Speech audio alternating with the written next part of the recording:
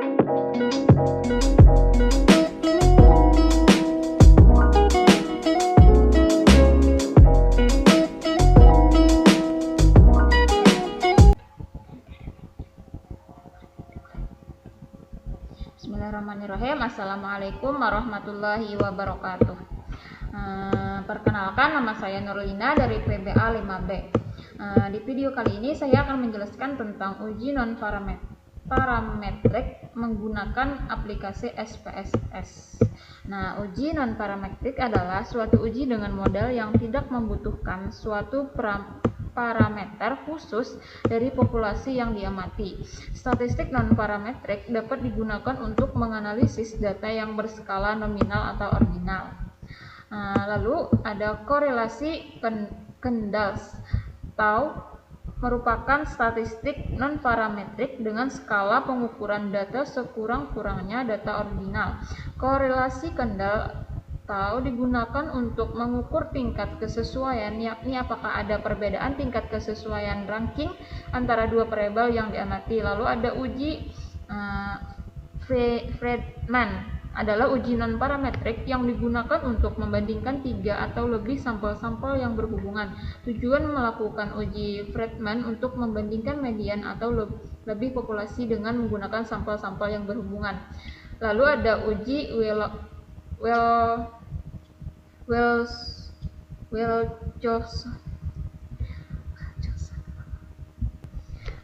uji Wilcoxon adalah alternatif untuk uji T-data berpasangan atau T-variate, di mana pada uji Wilcoxon data harus dilakukan pengurutan atau ranking dan kemudian baru diproses. Uji Wilcoxon digunakan untuk mengetahui ada tidaknya perbedaan rata-rata dua sampel yang saling berpasangan. Data penelitian yang digunakan dalam uji ini idealnya adalah data yang berdasarkan ordinal atau interval. Nah, selanjutnya kita akan masuk kepada langkah-langkahnya. Yang pertama, kita buka aplikasi SPSS, lalu klik variable view. Pada name kita tulis, jadi untuk uji pertama ini kita uji korelasi uji Kendall. Pada name kita tulis lokasi dan kepuasan.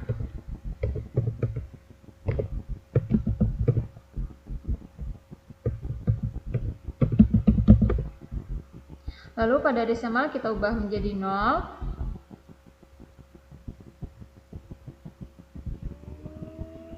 Lalu pada label, lokasi, dan kepuasan nasabah.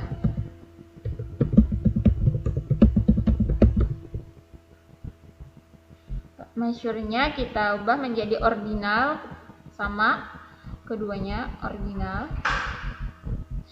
Setelah itu kita klik data view, lalu kita masukkan data yang sudah ada.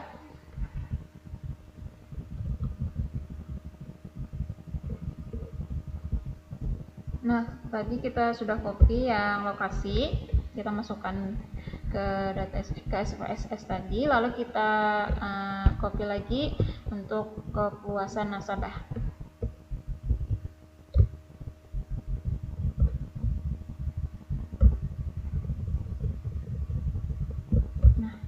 Masukkan ke SPSS tadi.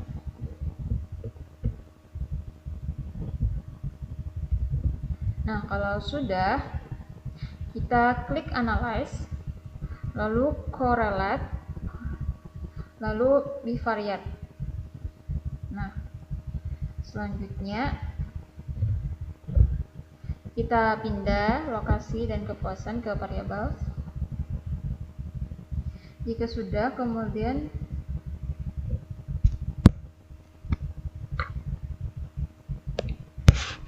untuk correlation coefficient kita contreng Kendall dan totaled dan flex significance correlation, lalu oke. Nah, maka muncul hasilnya seperti pada layar. Nah, berdasarkan output uji korelasi kedua Staub di layar diketahui nilai signifikansi atau SIG to pilot antara variabel lokasi dengan kepuasan nasabah adalah sebesar 0,013 lebih kecil dari 0,05. Nah, maka dapat disimpulkan bahwa ada hubungan yang signifikan antara variabel lokasi dengan kepuasan nasabah.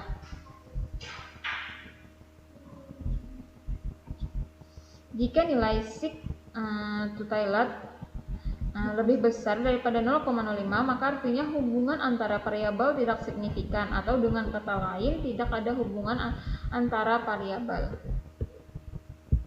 Nah, karena pada di layar ini 0,013 itu lebih kecil, maka ada hubungan.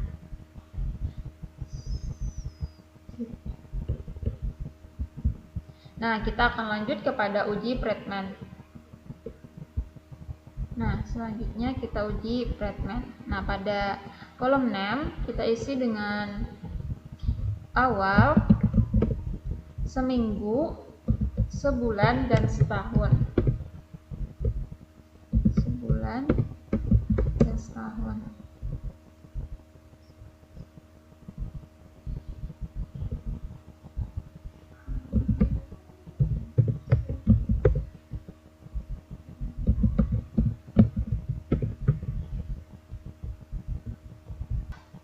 Nah, karena pada data yang ada di Excel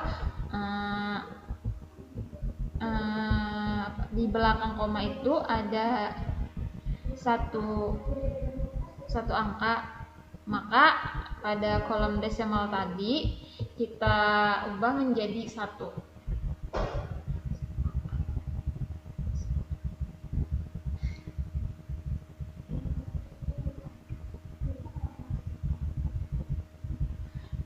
Pada label kita isi BB awal, BB seminggu, BB sebulan, dan BB setahun.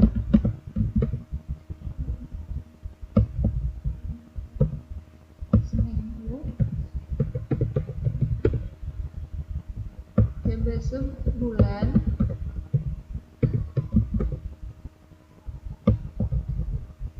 dan BB setahun.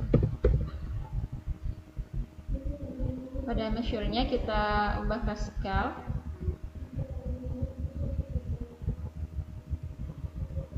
Nah, kalau sudah selesai, selanjutnya kita klik data view, lalu kita masukkan data yang sudah ada.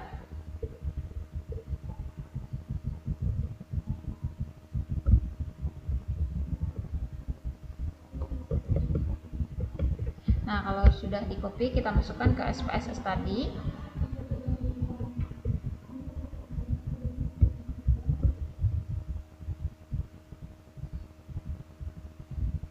Nah, selanjutnya kita klik Analyze, lalu General Linear Model,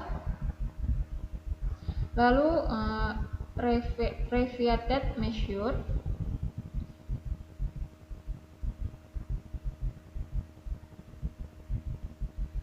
faktor kita ubah menjadi waktu, karena terdapat 4 waktu, maka di situ ditulis 4.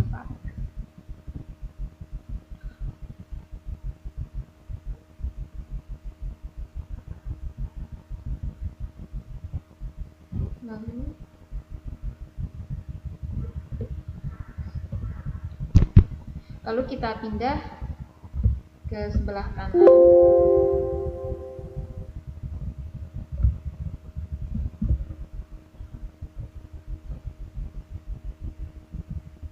Selanjutnya kita klik Save.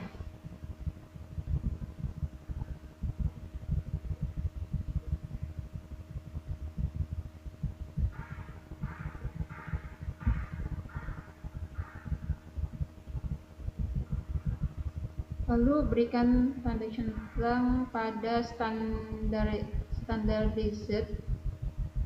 Lalu klik continue, lalu OK.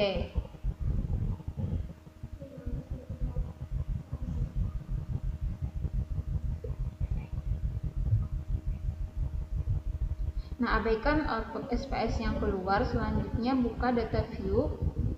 Maka di situ ada 4 variabel baru.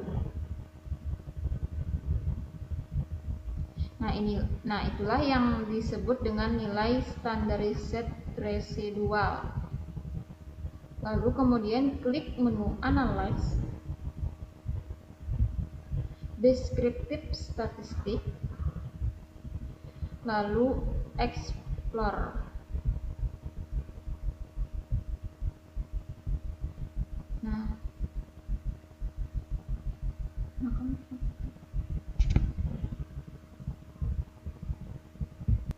Nah, untuk standardized-nya kita pindah ke dependent list.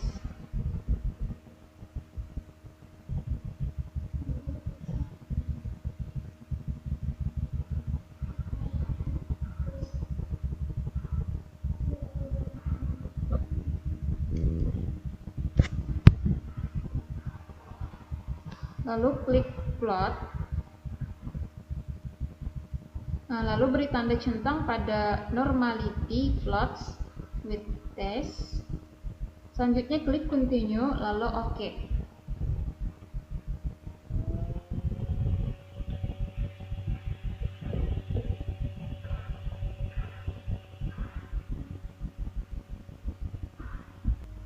Nah, jadi pada test of normality, berdasarkan tabel di layar diketahui nilai 6 standardized residual per awal sebesar 0,011, nilai 6 standardized residual per seminggu sebesar 0,003, dan nilai 6 standardized residual per sebulan sebesar 0,020.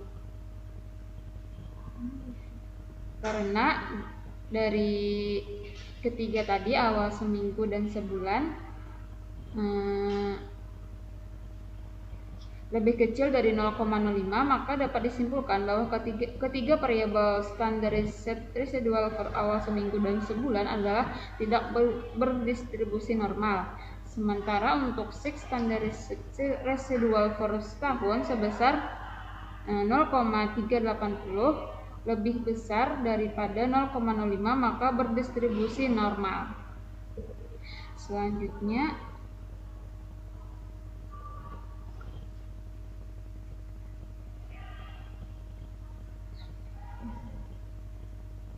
berdasarkan pembahasan uji normalitas di atas, diketahui bahwa ada 3 variabel yang memiliki nilai standardized residual tidak normal. Oleh karena itu, analisis data untuk penelitian ini sudah tepat, yakni menggunakan metode statistik non-parametrik dengan uji Bradman. Selanjutnya kita akan melakukan uji Bradman. Nah, kita akan kembali kepada data yang awal. Klik Analyze, lalu Legare Dialogs, Analyze non-parametric test, lalu Legare Dialogs, lalu Correlate samples.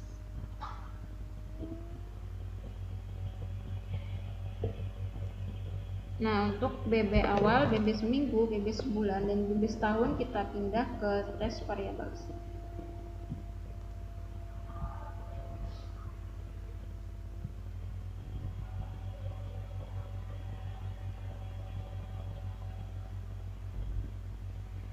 Lalu kita klik statistik.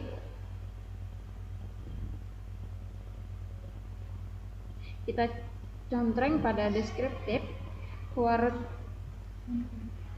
quartiles, lalu continue.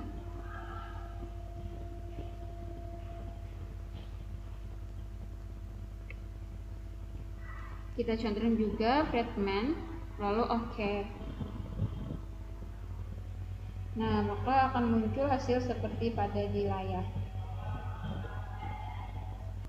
Nah, untuk deskriptif statistik, BB awal, BB seminggu, dan BB sebulannya, jumlah respondennya ada 15. Untuk BB awal, minnya ada 42,940, BB seminggunya ada 43,9 380, BB sebulannya ada 45,267, dan untuk standar deviation-nya untuk BB awal yaitu 2,5326 dan BB seminggunya 2,0616 dan BB sebulannya 3,5294.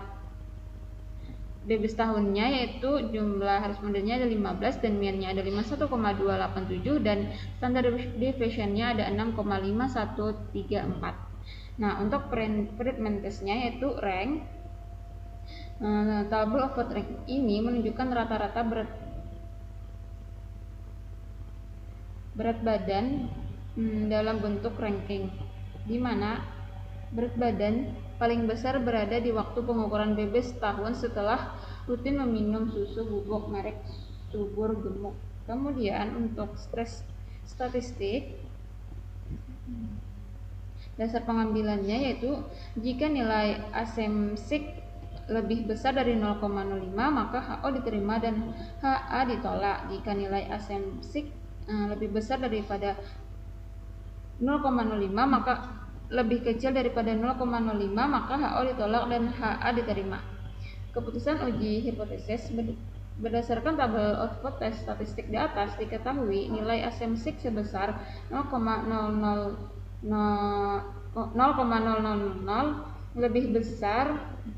lebih kecil daripada 0,05 maka HO ditolak dan HA diterima. Atau dengan kata lain ada perbedaan rata-rata peningkatan berat badan pada keempat kelompok interval waktu pengukuran. Dengan demikian dapat disimpulkan bahwa susu bubuk merek subur gemuk benar-benar dapat meningkatkan berat badan seseorang.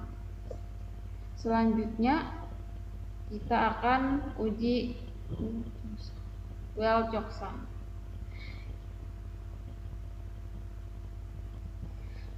Nah, pada variable view pada kolom names-nya kita tulis pre dan post. Desimalnya kita ubah menjadi 0. Pada label kita tulis pre-test dan post-test.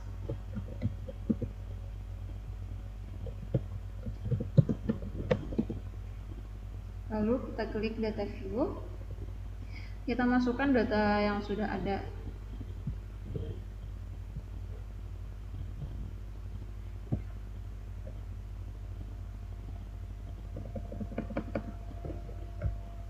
Lalu kita copy, kita masukkan ke SPSS. Nah, jika sudah, kita klik analyze. Lalu non-parametric test, lalu Legare dialogs, lalu 2 relate sampel.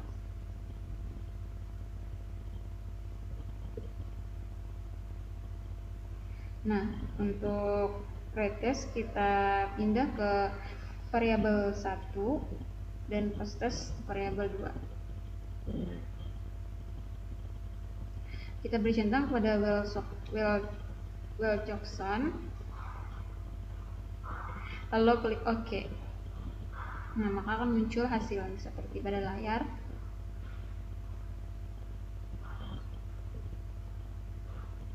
Nah, dalam uji hipotesis kita menggunakan output SPSS yang kedua, yakni output tes statistik. Namun sebelum kita masuk pada analisis terhadap hasil output di atas, maka terlebih dahulu perlu kita ketahui dasar pengambilan keputusan yang digunakan dalam uji Well-Jokson untuk kita jadikan pegangan atau pedoman. Dasar pengambilan keputusan dalam uji Well-Jokson, jika nilai asemsik to toilet lebih kecil dari 0,05 maka HA diterima. Sebaliknya, jika nilai asemsik to toilet lebih besar dari 0,05 maka HA ditolak.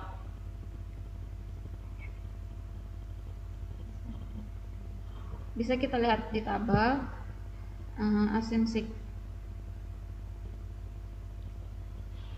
berdasarkan di tabel diketahui asemsik to toilet-nya bernilai 0,000 karena nilai nilai 0,0000 lebih kecil dari 0,05, maka dapat disimpulkan bahwa HA diterima. Artinya ada perbedaan antara hasil belajar matematika untuk pretest dan posttest, sehingga dapat disimpulkan pula bahwa ada pengaruh penggunaan metode pembelajaran kelompok terhadap hasil belajar matematika pada siswa SMP kelas 8A. Selanjutnya kita akan menguji korelasi Reng-Spearman.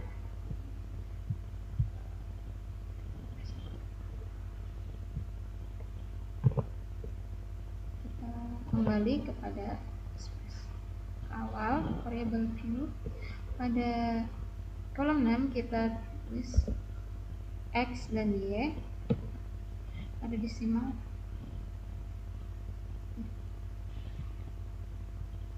Pada desimal kita tidak ubah. Lalu pada label kita tulis kualitas produk. Untuk X yaitu kualitas produk. Dan untuk Y kepuasan konsumen.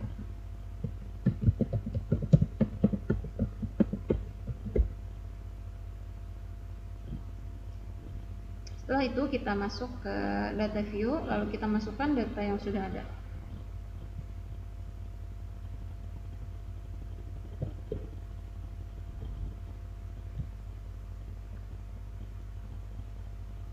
Nah, setelah di copy kita masukkan ke SPSS tadi. Kalau sudah selesai kita klik analyze, correlate, lalu bivariate. Nah, pindah ke variable.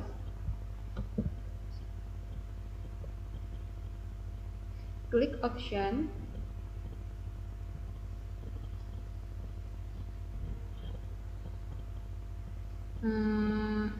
klik pada exclude cache, lalu continue. Lalu di situ juga diberi centang pada kendal stop.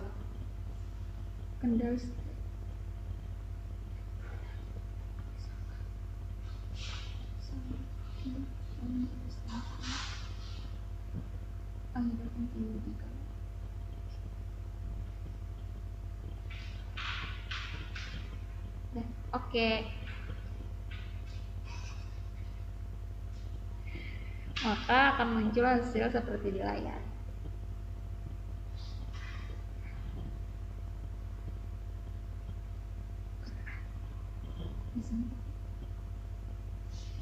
Nah, melihat tingkat kekuatan hubungan variabel kualitas produk dengan kepuasan konsumen dari di layar diperoleh angka koefisien korelasi sebesar 0,838. Artinya tingkat kekuatan hubungan korelasi atau variabel kualitas produk dengan kepuasan konsumen adalah sebesar 0,838 atau sangat kuat. Tanda bintang artinya selanjutnya melihat arah jenis hubungan variabel kualitas produk dengan kepuasan konsumen. Angka koefisien korelasi pada hasil di layar bersifat positif yaitu 0,838 sehingga hubungan kedua variabel tersebut bersifat searah atau jenis hubungan searah. Dengan demikian dapat diartikan bahwa kualitas semakin ditingkatkan kualitas produk maka kepuasan konsumen juga akan meningkat. Selanjutnya melihat signifikansi hubungan kedua variabel berdasarkan output di layar diketahui nilai signifikan atau sig to tilde sebesar 0,002 karena nilai sig to tilde 0,002 lebih kecil dari 0,05 atau 0,01 maka artinya ada hubungan yang signifikan antara variabel kualitas produk dengan kepuasan konsumen. Nah, mungkin itu saja yang dapat ulun sampaikan dan jelaskan. Semoga bermanfaat. Wassalamualaikum warahmatullahi wabarakatuh.